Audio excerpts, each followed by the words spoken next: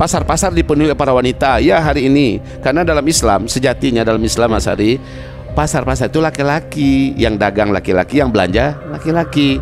Wanita di rumah tinggal nunggu hasil dari laki-laki kerja. Aslinya adabnya begitu. Adabnya pasar itu yang berjualan adalah laki-laki dalam Islam ya. Dan kemudian yang membeli adalah laki-laki. Di akhir zaman kata Rasulullah,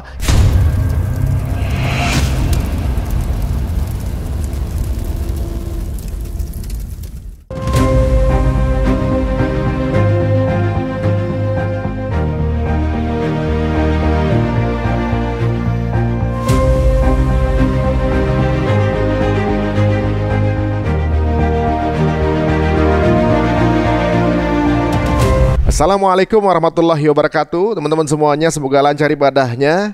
Dan kita masih di edisi spesial Ramadan, edisi akhir zaman.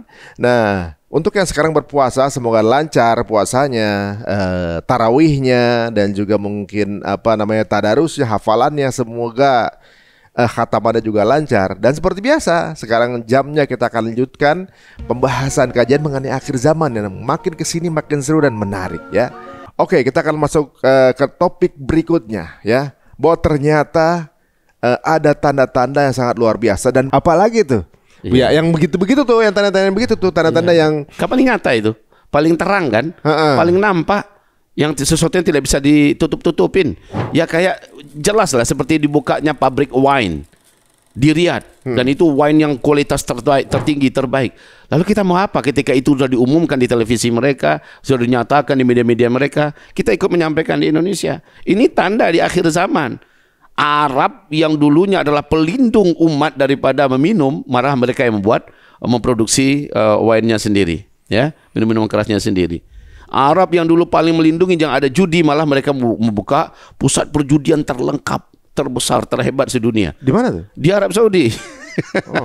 Kalau Uni Emirat Arab jangan tanya lagi ya. Itu udah pusatnya perjudian itu. Bahrain jangan ditanya. Istilahnya orang-orang yang udah lama. Arab Saudi udah ketinggalan. Tapi sejak 2017 mereka ngegas langsung gigi 5. Jadi walaupun baru dimulai 2017, ya, langsung paling mereka akan ngalahin seluruh Arab yang lain. Muhammad bin Salman sendiri yang berkata di depan media televisi mereka, dan ini sudah menjadi berita dunia. Dia berkata, saya pastikan, ya, saya yakin sekali 2025 seluruh Arab sudah menjadi Eropa baru. Iya, ungkapan itu kan jelas. Artinya ketika dia mengucapkan kalimat itu di 2021, maka aplikasinya langsung nampak setelah itu. Artinya kalian selama ini buang-buang duit ke Eropa kan, mau ini mau itu, sekarang kami siapkan semua. Jadi duit kalian jangan kemana-mana, sini aja lagi. Nah, ya gitu loh ceritanya. Jadi pusat entertainment, pusat olahraga sudah dimulai ya. Iya, bahkan MMA perempuan juga dibuat di sana. Ya Allah, tahu aja kan hanya pakai kutang dengan celana dalam aja, bergulat di atas ring, disaksikan oleh laki-laki. Kita paham lah. Benar-benar. Ini nih seperti di sini ada para penyanyi-penyanyi wanita disukai di para pemusik-pemusik digandrungi, dan mereka didatangkan mengundang para penyanyi-penyanyi. Nabi menyebutkan itu ketika itu terjadi, yang melakukan itu baru-baru ini kan baru Arab. 2017 ke atas sampai ke sininya kan Arab Saudi. Setiap sekir ada acara buat konser musik, konser musik. Siapa yang bisa untuk nutupin itu? Sekarang ini konser musik ibaratnya kalau ibarat dalam pesta nih nggak sah pernikahan kalau nggak ada pakai itu. Kalau nggak ada pakai konser musik, mengundang penyanyi dan penari dari India, dari Eropa, dari Rusia, dari Jerman, benar diundang dengan harga gila-gilaan. Bahkan 5 hari setelah serangan 7 Oktober, ya. Hari ke-5 langsung diadakan konser musik raksasa di Riyadh yang menghabiskan dana gila-gilaan. Sudah banyak pihak yang mengatakan jangan, saudara kita banyak meregang nyawa. Itu sempat viral. Ya, tapi tetap dilakukan. Mereka tidak peduli. Tetap diadakan konser musik, mendatangkan orang-orang luar dengan harga triliunan bayarannya, sementara sana ada kelaparan. Sampai hari ini angka kelaparan sudah menembus angka 1 juta di Gaza. Di Gaza. Tapi kepedulian mereka di mana? Oke ya, kalau kita sebut ini bukan fitnah, tetapi ini adalah suatu kenyataan tentang hadis akhir zaman yang harus disebutkan. Harus disebutkan, Mas. Nggak mungkin kita sembunyikan ini. Kalau ulama Arab Saudi menceritakan ini pasti ditangkap. Siapapun ulama Arab Saudi berani bicara tentang akhir zaman pasti ditangkap. Jadi nggak ada kajian akhir zaman di sana? Nggak boleh. Kayaknya hadis ini haram. Oh. Apalagi setelah ditolak, saya menolak kan gitu ceritanya. Sekarang dikajikan di mimbar. Yang mana kajian isi hadis itu menohok mereka, pasti ditangkap. Jadi pembungkaman ternyata di sana termasuk tinggi ya. Ya, kalau Mas Ari, saya dan para dai-dai kita, ulama-ulama kita sepakat insya Allah mengatakan Indonesia ini surga segala-galanya. Termasuk surga di bidang berislam dan berdakwah. Walaupun di satu sisi kebablasan juga ya, Indonesia memberikan ruangan untuk seluruh aliran sesat bertumbuh di sini. Kalau nggak ada gerakan dan pengaduan dari kita itu dibiarkan. Tapi karena ada keributan, baru disikapi. Setidak-tidaknya Indonesia ini surga sampai hari ini. Sampai hari ini, selama yang diserang itu bukan kepentingan politik pemerintahan, kita masih bisa lenggang kangkung berdakwah kemana-mana. Gitu. Jadi memang ada plus minusnya lah ya. Tapi kita cukup bersyukur dengan hal itu, bahwa kita bisa mengeksplor seperti apa gitu ya agama kita yang ternyata luas gitu kalau dipikir. Dan ini tanda-tanda yang adanya bisa dibilang bukan secara ini lagi, ini secara budaya ya. Di kata-katanya waktu antum bilang ada mall-mall gitu, ada juga disebutkan. Pasar-pasar sudah semakin berdekatan kata Rasul. Pasar-pasar. Satu mall itu nilainya udah satu pasar itu. Iya, memang pasar itu. Semuanya ada. Iya, jadi mall ke mall ini, mall ini, mall ini. Habis itu tempat mereka berdekatan. Lihat aja Jakarta. Sekarang Arab udah seperti itu. Arab sudah, bahkan kalau kita perhatikan Mekah Madinah seolah seluruhnya pasar udah. Iya, di luar masjid itu pasar udah. Dulu hanya titik-titik aja, titik sini pasar, sini pasar. Sekarang tidak, Mas Ari. Sekarang di seluruh jalan kita itu udah pasar semua. Maka dikatakan pasar sudah saling berdekatan. Loh, kalau bilang pasar sudah berdekatan, dalam ini juga banyak pasar. Nah, apalagi ini lebih mendekatkan pasar malah. Ini toko e-commerce maksudnya. E-commerce udah bisa dimasuk di sini, belanja di sini kalau udah.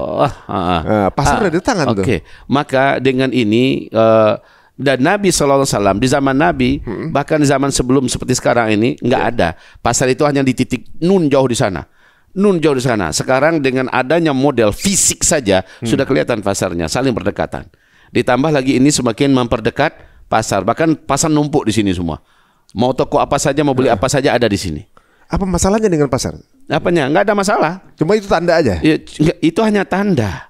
Jadi ada di antaranya memang negatif ya. Ada yang tandanya mubah, ada yang tandanya positif. Nah, di antara yang tandanya mubah yaitu wanita ikut membantu suami mencari duit. Ada sebagai salah satu. Ada di sini. Jadi para ibu-ibu, ini dia di halaman 270. Di mana istri membantu suaminya dalam urusan dagang. Istri membantu suaminya dalam mendapatkan uang. Di halaman 271, istri membantu suaminya dalam bisnis. Itu bagian dari tanda akhir zaman. Dan pasar-pasar dipenuhi oleh para wanita. Ya, hari ini. Karena dalam Islam, sejatinya dalam Islam Mas Ari, pasar-pasar itu laki-laki, yang dagang laki-laki, yang belanja laki-laki. Wanita di rumah tinggal nunggu hasil dari laki-laki kerja. Aslinya adabnya begitu. Adabnya pasar itu yang berjualan adalah laki-laki dalam Islam ya. Dan kemudian yang membeli adalah laki-laki. Di akhir zaman kata Rasulullah, yang menjual adalah wanita. Yang beli juga wanita. Yang beli wanita campur. Sehingga pasar sekarang ini menjadi pusat berbagai macam interaksi, ikhtilat, bahkan teman-teman nangkringnya pemuda-pemudi ya, cari jodoh, cari pacar, segala macamnya lah. Di pasar ya, di pasar. Gitu ya. Jadi kalau kita lihat hari ini memang benar. Para wanita ya karena lihat penghasilan suaminya kurang memadai mungkin dia ikut terjun ke lapangan ya. Dia melamar kerja di perusahaan ini, di segala macamnya. Sehingga dia jadi sekretaris, dia jadi ini. Pada akhirnya dia dibawa oleh laki-laki untuk acara studi banding ke untuk acara tanpa muhramnya. Lama-lama terjadi perselingkuhan, persinahan. Itu adalah perpanjangan dari sebuah pelanggaran. Awalnya mubah. Mubah itu adalah bila wanita masih di atas kodratnya sendiri, silahkan dia mencari nafkah. Buka usaha butik di rumah, buka usaha apa semacamnya, lalu pasarkan melalui media kita ini. Ya silakan, COD dan sebagainya bisa saja kan. Tapi pada kenyataannya hari ini bahkan digulat pun wanita terjun.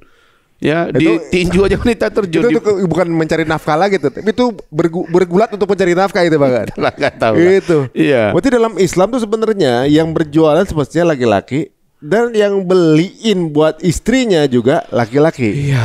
Mestinya laki-laki tuh belanjain makanya pelit-pelit sama istrinya biar kemudian tandanya nggak banyak. Jadi ada duit belanjain buat istrinya pengen apa aja mestinya paham gitu ya. Itu tandanya pasar makin banyak, kemudian yang apa? Wanita sudah mulai ikut berkecimpung di dalam bisnis gitu ya. Maksudnya di pasar apa segala macam. Kalau saya berarti lihat Tanah Abang nih lumayan ya, banyak penjualnya laki-laki tuh. Tanah Abang. Tanah Abang. Tapi hampir merata ada Sabang sampai Merauke gimana? Ada semua ya? Ada semua. Jadi Mas Ari, kalau seandainya kita mau mengikuti acara kajian-kajian Islam bagaimana laki-laki pada istri, kita merasa betul-betul wanita ini diberikan tempat yang sangat terhormat, Mas Ari. Diratukan sebenarnya. Diratukan banget. Nanti kalau sempat lah, entah kapan-kapan Ibu yang mengkaji tentang masalah bagaimana rumah tangga Islam, semua wanita akan merasa tersanjung seperti naik ke atas langit. Semua wanita, tapi semua laki-laki juga menemukan fungsi dirinya. Ya, di mana sampai ke tingkat memasakkan, menyediakan makanan, perintahnya adalah laki-laki. Bukan tugas wanita itu untuk masak di dapur semacamnya. Iya, bahkan menyuapkan makan ke mulut istri adalah bagi laki-laki, suami. Kayak gitu banget wanita diapakan dalam Islam ya, dihormati, dimuliakan. Nanti mungkin bisa dikoreksi Bu ya. Jadi kemarin saya pas lagi di Tanah Suci ngobrol dengan teman saya gitu ya. Beliau mengatakan, dia tinggal di Arab, bahwa kebanyakan wanita Arab itu gemuk. Karena itu adalah satu terbawa dari apa namanya adab Islam yang mentreatment wanita tuh nggak banyak bergerak. Maksudnya di servis mestinya wanita. Lalu makin lama makin wanita tuh kan jadi makin gemuk. Tanda gemuk itu tanda subur, sukses, makmur katanya. Malah diminta untuk gemuk gitu. Berarti laki-lakinya sukses katanya gitu. Karena adabnya adalah wanita tuh diratukan, di serve, di segala macam. Nah itu apa itu pengaruh? Ya. Semestinya. Jadi begini, ini sedikit agak menyimpang ya, agak lari sedikit kita dari tema kita ini. Tapi memang sebenarnya itu juga sebuah kesalahan paradigma dan cara berpikir yang salah dari dunia Arab ya. Wanita itu dimanja sampai kebablasan. Ya, sehingga wanita itu nggak banyak bergerak, akhirnya lama-lama menggembung badannya, ya membulat. Padahal setelah bulat dia nggak minat lagi dengan istrinya. Iya benar. Bagaimanapun matanya ngelihat yang langsing-langsing, ngelihat yang montok-montok. Buat dibuletin lagi. Jadi di situ di sisi yang lain wanita kan dapat perintah lagi dari dalam agama ini. Dia harus menjaga bodinya, harus menjaga penampilannya, jadikan dirinya bak seorang ratu bagi suaminya. Jadi suaminya itu tidak perlu melihat jelalatan keluar, karena dia menemukan istrinya tampil se-fresh ketika dia dulu awal menemukan istrinya, dan itu bisa ya. Makanya coba kita lihat, maaf ini para artis-artis kita, mereka bisa menjaga fisiknya, ya, bisa menjaga penampilan bodinya, penyanyi. Kenapa wanita muslimah kita tidak? Karena kurang memperhatikan dirinya. Ya, jadi sebenarnya ini juga berbalik timbal ya.